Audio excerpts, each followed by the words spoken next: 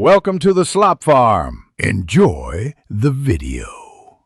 In this video, I will compare duplicate versus original iPhone displays.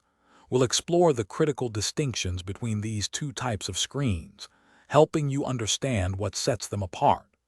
This comparison is essential for anyone considering a screen replacement, ensuring you make an informed decision about your device's future. Let's dive into the specifics of each option. When it comes to visual and touch quality, original displays consistently outperform duplicates.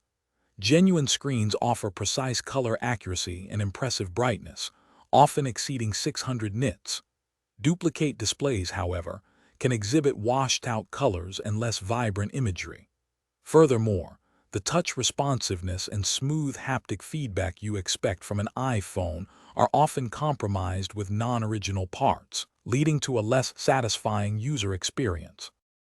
Beyond aesthetics, original displays maintain crucial features like true tone and adaptive brightness, which often fail on duplicate screens. Durability is another key factor. Genuine screens typically offer superior resistance to drops and scratches, while duplicate displays are significantly more affordable, sometimes costing 50 to 70% less. This saving often comes at the expense of functionality and long-term reliability. It's a trade-off to consider. Ultimately, choosing between a duplicate and an original iPhone display depends on your priorities. For the best possible performance, full feature retention, and long-term durability, an original display is the clear choice.